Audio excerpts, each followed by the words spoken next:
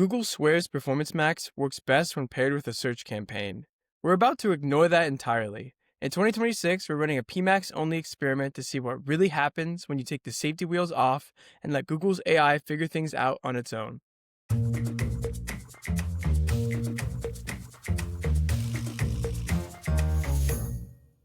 All Done. right, we're starting an episode. This is going to be a little different this week. I'm joined by Riley Collins, digital marketing specialist at Antidote 71 instead of Rich. Rich is in Europe, I think, probably enjoying his time. As you saw in the hook, we're doing something a little different with our format too. We're focusing on an experiment we're going to run. We haven't ran this experiment yet. It's something we're going to do in 2026, but Riley's here to help me talk about it and kind of explain what the experiment is. This was kind of his idea. So yeah, welcome, Riley. Hi. Thank you for having me. Of course, of course. So as I said, for those who don't know what a PMAX campaign is, we'll talk about that a little later. Um, it's kind of like an automated AI, right, kind of thing where Google's like Yeah. basically like running a campaign on its own. Yeah, it really is Google has the wheel in terms of the campaign. You don't really have much control over it. They've given you incremental control over the past like year, I would say, but really Mhm. when it first launched, you really didn't have much control over it.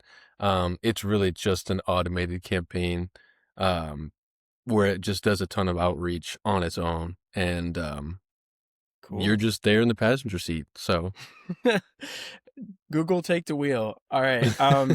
So they recommend pairing it with a search campaign, and the reason that we're pairing it without is because what can it do on its own, right? And exactly. we'll get more into that in the actual episode because right now I'm going to share a cocktail. So Riley, you're going to have to let me know your thoughts on this. Mm. The cocktail is the Anna Banana.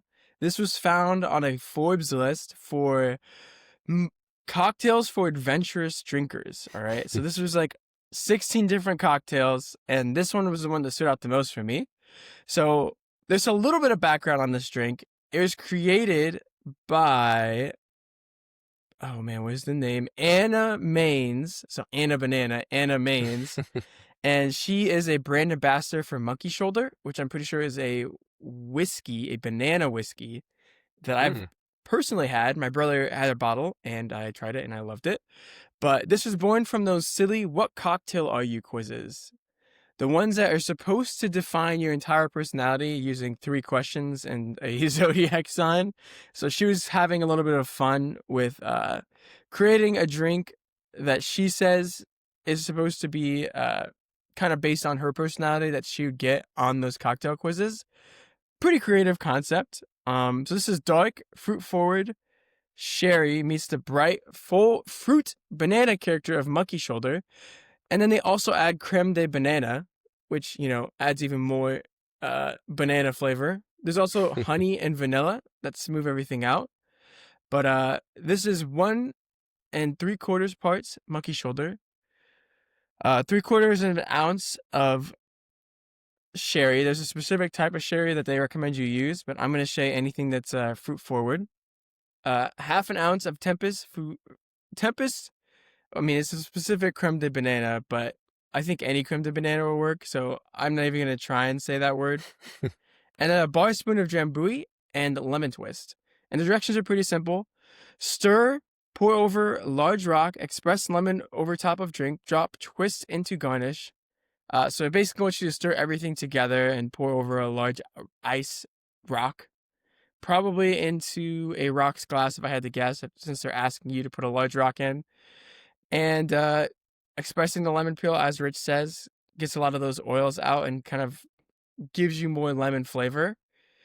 That's why a lot of them rub the lemon twist around the rim of the glass. And then once you drop that in, it just makes the lemon really come out. And yeah, personally, I love banana drinks, so I think I'd love this. Curious to see what you think, Riley. Honestly, if it tastes anything like a banana Laffy Taffy, I'm in for it. Um, but when I heard Anna Banana, I kind of loosely thought of the Savannah Bananas, like baseball team. So I thought that I was curious if there was like any sort of tie-in with that. Unfortunately, there's not, but still I funny know enough. they have their own banana cream soda, and they sell it Oh, here. really? For those that don't know, I live in North Carolina, so I'm not that far from Georgia. But Chloe went out, who's my wife, went out and like found it and tried it, and she loved it. Also, I looked up Monkey Shoulder. I apologize for saying it's a banana whiskey. It's actually a Scotch, and Mm. you know me, I love Scotch. That nice smoky flavor. It has hints of vanilla, orange. So it says monkey in the name. Doesn't have banana. All the banana comes from the creme de banana, which I'm sure is a lot of banana. But yeah, it's probably a nice smoky cocktail. So awesome. All right, let's talk about some PMAX campaigns, and we'll be right back after this little dance break.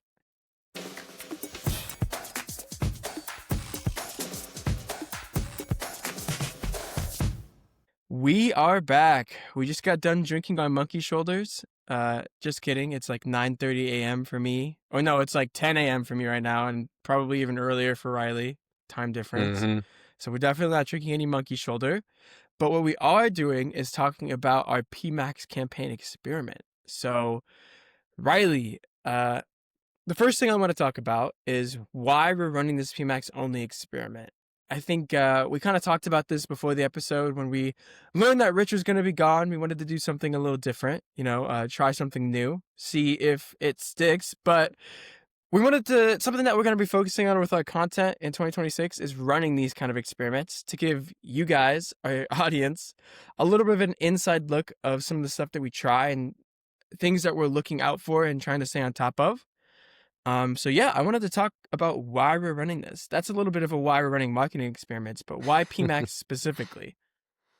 Honestly, PMAX is kind of a mysterious campaign. At least it was in the very beginning. It's just something worth trying, I guess, for me. I hear a lot of different stuff about PMAX that like you need a search campaign with it. Then I hear other stuff that's like, well, you don't really need a search campaign. I mean, some of our own client work, we've had a client portal that has a PMAX campaign running without a search campaign. And for those that know, PMAX campaigns work off of conversion data. So if you do have enough conversion data built up in your account, it is possible for it to run by itself. But I don't know how much they had previously before running the PMAX, and it runs totally fine without having an active search campaign. So this is the biggest thing that kind of like sparked it for me was kind of Mm-hmm. like, do you actually need it? And does it matter like whether you're service oriented or if you're product oriented? So, Right. And I knew that we talked about a client doing it by itself before, mhm, but I don't think that's enough of a use case to really come to a conclusion. And the more control, and obviously, like we're running that campaign for them, but doing it for us in a controlled environment is another it gives us a deeper look, right? We're not mhm, necessarily we're able to test things. We're able to see how it runs with a search campaign, see how it runs without, and we're able to look at like the data that we give it. So, mhm, they say PMAX is a black box, which basically means you don't have control over it, right? mhm, And 100%. kind of how you said in the intro, they give you control. They're giving you us more and more control, but when it first came out, you didn't have control. How much do you think a search campaign actually matters in it? Do you Mhm, think if the PMAX campaign for our client is performing well by itself, do you think it could perform better with a search campaign? Or mhm, what do you think about that? Because I think that's one of the things this experiment is really going to take a look at is maybe you can run it without, and Google even says you can run it without, but it highly recommends you don't. So, mhm, I mean, how much of an impact does that search campaign actually have? And if running it definitely. by itself performs better than having it with a search campaign, that's a whole nother thing, right? And Mhm, I think definitely. this is something that we're really trying to do in 2026 is think outside the box. So, Yeah, definitely. I'm gonna pull it back a little bit. We didn't really give like a huge, like clear define or a definition of like what oh a yeah, PMAX for is, sure. just for Let's like do that. those who aren't aware of like what an actual PMAX is. We like kind of touched on it in the beginning, but ultimately it's just an automated campaign type that uses machine learning. And using that machine learning, it can optimize for conversions, spreading out to different channels within Google, and it touches all of the different advertising channels. So that being search, display, YouTube, Gmail, and even Maps. Um, and the way that kind of works is that instead of like when you're setting up a search campaign, you're setting up ads and you're setting up keywords that you're going to use and all this different stuff. I mean, those are like the main two things. You have other stuff that you can throw into it, but those are the main two things on a search campaign. For a PMAX campaign, you create asset groups, which is just a huge group of pictures, videos, even headlines, all these different things that the campaign can take and then use to build its own ads inside these different channels. You can let it create its own campaign, or not campaign, but asset types within the campaign. We usually don't do that. That's a little bit, that's really letting it take the wheel and, drive off the highway a little bit. So at least we like to give it, we like to have some sort of control over it. Mm-hmm. Um, you know, establishing very clear, like, these are the assets. You do not go beyond those assets. And Um, is it like creating the assets like through like AI, or is it just like choosing like stock yeah, imagery? it's like so it does stock imagery, but I think it does have some generative AI pieces, especially with like headlines and all that kind of stuff. It tries to stay within the bounds of what you give it. It's almost like giving an AI, um, you know, 10 different headlines and you tell it to generate 10 more off the 10 that you gave it. So it's kind of rehashing what it's doing, but you still don't know what it's doing unless you really go in there and look at it. Um, Honestly, my recommendation is just turn that off, that automated stuff. Mm-hmm. That's not only in PMAX, they also do it for search and other campaign types where you can just let it automate for itself. They really only want you to do that so then it can just spend more money going off on its own tangent, but that's a different tangent for another episode. Um, but kind of getting back into your question before, Mm-hmm. um, does it need a search campaign and Well, how how, much, yeah, how much of an impact do you think it's going to have, yeah. right? Because it highly recommends it. And you kind of touched on this a little bit where it takes intent data, right, from your Hmm. account already. But and if we're running that account by itself, is it performing the best to its best of abilities? And we know it's doing good, Hmm. but how much better could it do with search campaign, or does it even matter, right? And that's Hmm. kind of what we're trying to figure out in this experiment. I guess my main question is, what do you think we're going to learn from taking search out, or what do you think we're hoping to figure out Hmm. by taking it out of the equation? I think the biggest thing is that PMAX campaigns run off of conversion data, whether that is like historical conversion data inside your Google Ads account or conversion data that you're generating. So that being said, I think what we're going to learn here is that service-oriented campaigns, so like stuff that we do, we're providing a service with marketing. You're not going to get a ton of natural conversions just based off of service like you would a product, like if we're selling a t-shirt or anything like that.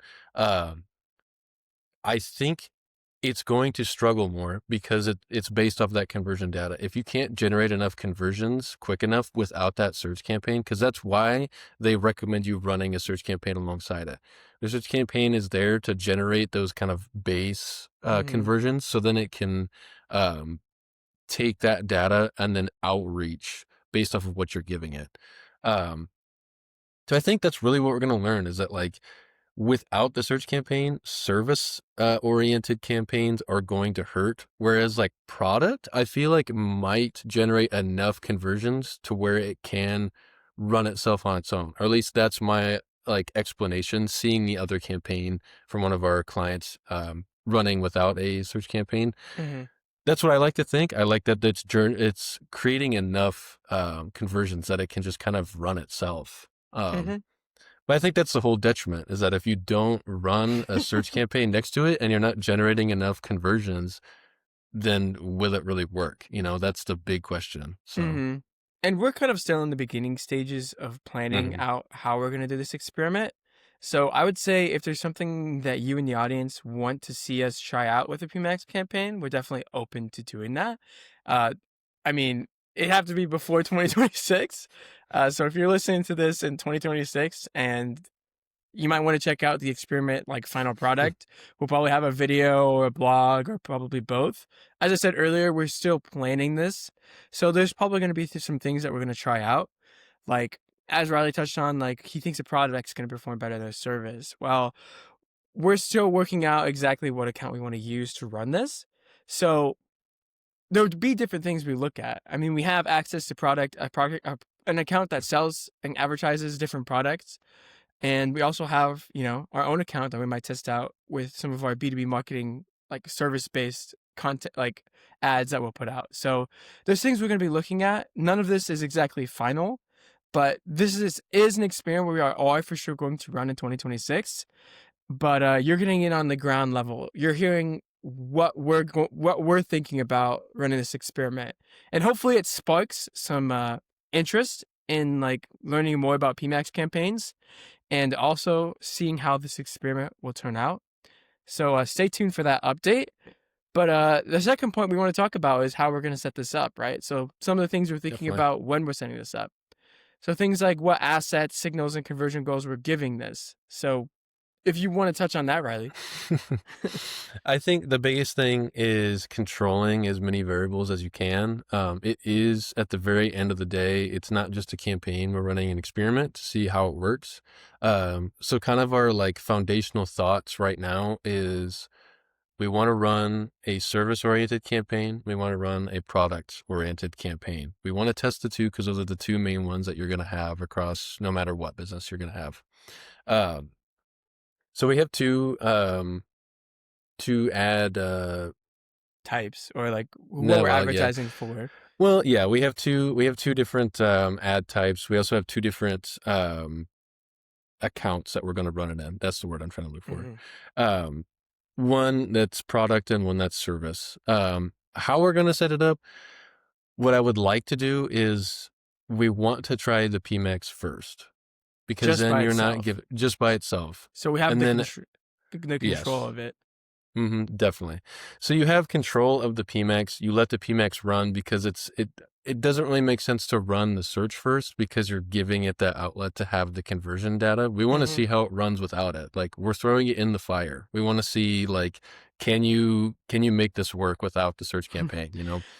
And are we gonna give it like assets and like stuff too, or are we gonna are we just gonna be like, we're not gonna go crazy with the assets. I think that's too much. Yeah. Because this is a real account, Yes, it But is a real account. I wonder what would happen though if you didn't give it anything. You do have to give it some sort of assets, and it is kind of like a search campaign where if you don't give it enough assets, you just get a low quality score. It will run, but it will like struggle to run against everything else. Okay. Because it is like a live bid. So we're gonna give it its best chance of performing on its own. Yeah. Basically, the biggest thing to control the variables is that if if we have a video for one campaign type and we don't have a video for the other, or I should say, for one channel, like if we have a video for the product side and we don't have a video for the service side, we're not going to use video because one will have an advantage over the other. We want to have the exact amount of assets and different assets types from each other. So maxing out the headlines, maxing out the images, like all of those different things. If we don't have a video for one, we don't have a video for both. Like we want to make sure they're on the same level of playing and all that kind of stuff, on the same field, I guess. And they'll have the same budget too, right? Exactly. Same budget across both. Basically leveling the playing field for both of them. No campaign type is going to have the advantage in the beginning, at least. Whatever can generate the fastest amount of conversions will then build up that advantage over time. But that's the whole experiment. We're going to see if it actually can do that.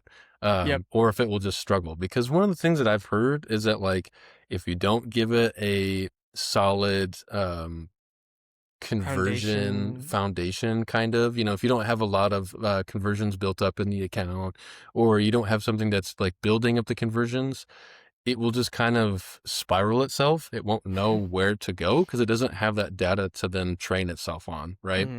So that's going to be the biggest thing. We can't really control for that. What conversion data is already in the account, we kind of just have to roll with it. So we're basically just controlling the actual campaign and the actual asset types that are in there. You can't really control for what conversion data is in the account already, unfortunately.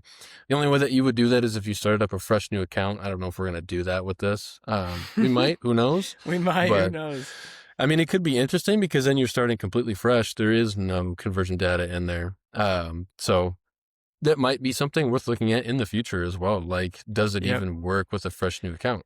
And all these variables that we're talking about won't be up in the air when we actually run the experiment, Mm-hmm. obviously. So we'll dive deeper into the reasoning behind everything when we actually do this experiment. Depending on how it goes, it might be a blog. It'll probably be a video no matter what, but it'll also be, it could also be like a one sheet.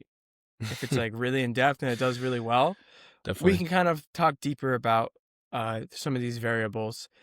At the end of the day, I think kind of what I'm hearing is that we'll give it both campaigns their best shot of performing well, kind of how we would do for a client. Because Mm-hmm. at the end of the day, if a PMAX campaign can perform well in multiple instances, not just for one client, but also for this experiment that we're running, and we can figure out how it does perform well by itself and how it can, so you don't have to run two campaigns, that might be something that, we can help those of you in the audience with. But if it performs better with a search campaign, then that's something we can go back to a client with and be like, hey, we probably should run a search campaign with this.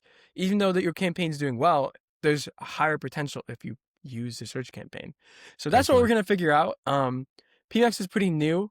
So I think people need to be testing this stuff out, and we are going to be those people. So give me your boldest prediction, Riley. What do you think PMAX will do on its own? We've kind of seen some success with that client, but we don't know if we'll necessarily have the same conversion data that they'll have. Mm-hmm. So what are That's your the thoughts on biggest that? thing. Honestly, that's the biggest thing with the one client that we've mentioned. There's a lot of different variables that like we aren't aware of or that we haven't considered. Like, do they have a strong like base, like conversion database and all that kind of stuff? And if they do, like there you go. That's the reason. It's just running off of that and it can generate more. I think honestly, my theory is that because they're so dependent on conversion data that we're going to see product campaigns that can generate fast conversions succeed over like a service oriented. So I think like if, whatever product campaign that we're going to start to run, I think that one's probably going to take the winner over this the service oriented campaign, because I just think service oriented campaigns like that B2B kind of situation, um, you just don't generate enough leads or enough conversion data fast enough to fuel a conversion or a PMAX campaign. So that's really what I think is going to happen. I think the product campaign is probably going to take the win over it. Either way, I think it's gonna win. It's gonna win by itself with a PMAX, and then even when you introduce the search campaign to it, I still think that it's gonna have that lead that the service-oriented one won't be able to make up for in the end. I'm wondering, so I'm wondering if Google just recommends that you do it with a search campaign. I mean, one, you need the data, but I'm wondering Hmm. if it's just so that you run two campaigns. You know what I mean? Yeah, Like, I mean, I'm yeah, kind of just wondering that. I mean, there's a lot that you could say about Google that kind of backs up that theory, because if you're running campaigns and you get like Google reps that want to contact you, everything that they try to tell you is really based around like spending more in there. Yes, if you spend more, you're most likely going to get more out of it, Yeah. but that really depends on your budget. Do you have I the mean, budget to you don't spend more, necessarily need to run like Exactly. they're at the end of the day, a lot of them are helpful, right? But they're Yeah. also trying to sell you on doing more within Yeah. your account, right? Like you said. Yeah. I So, don't blame them. They're just a lot of the times they're just contracted to Google and Google's giving them like the talking points. So like mhm. it's not really their fault. Um, but And they Google want to could do help you more to be most of the helpful. times, Yeah, but also you need to know what works best for you. And honestly, exactly. we'll help you. We're here to help you figure this out, right? Like we're going to be Hmm. looking, and we're kind of like MythBusters, right? Like, do you actually need a search campaign to be successful at PMAX? My gut's telling me no, because we've already done it for Yeah. a client and they're doing pretty well. But I mean, just because we have one client that it's doing well for doesn't mean that it'll do well for everyone, right? And Mhm. this experiment's going to look at the variables and kind of the why this performed well and why it didn't, and we'll have some of those answers for you, right? And this is the reason we're doing these experiments so that we are on top of all of this new stuff and you don't have to worry about it. Mhm. So, third and final point is how we're going to judge this experiment worked, right? So, what success looks like. We've kind Definitely. of talked about what it looks like, but to you, Riley, uh, what would you see as success? Like, what's like a benchmark, right? Mhm. Because a PMAX campaign performing on its own, like, what does success with that look like? Like, what are we, if it gets some results, like, I guess how high of results do we need to see this as a success, right? Mhm. I think that's hard, to answer right away just Mm-hmm. because we don't have all of the variables in line currently. I think it's gotta be significant, though, in order to show, 1, between the 2 different campaign types, and 2, whether you need a search campaign or not. It's kind of like a two-parter test a little bit, like, which one does it run best for? Does it run best for, like, an e-commerce, like, product kinda campaign, or does it run best for, like, um, like a or a service-oriented B2B kinda campaign? Um, I've seen it work well for both, honestly, um, but for the variables to, like, kind of test for what success looks like, honestly, it's gonna be really up to just, comparing the 2 different campaign types, and then comparing the campaign types against themselves when they do and when they don't have a search campaign running Mm-hmm. alongside them. I think it's gotta be significant. Um, Something that I'm probably gonna look out for is obviously how many conversions it's generating, what the conversion rate looks like, um, maybe like CPAs, which are cost per acquisition. So like how much you're spending to get those conversions on average.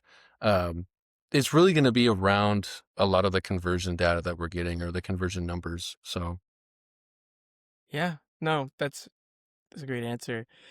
I think first the experiment as a whole, right? So if we get results and if we get positive results from, I mean, what happens when we get if both campaigns just perform like the same, right? That'll be interesting yeah. to see. But I think the goal of this experiment is to, at the end of the day, is to learn more about how PMAX campaigns perform when put into different situations and with different variables, right? So we're going Hmm. to look at them by themselves, which is the main part of the experiment, because we want to see if they actually need a search campaign. But we also want to see what success looks like and how we can find the most success with PMAX campaigns. So maybe they perform well alone, but they need these specific asset types, or they need these specific like targeting, like they need these specific things, right?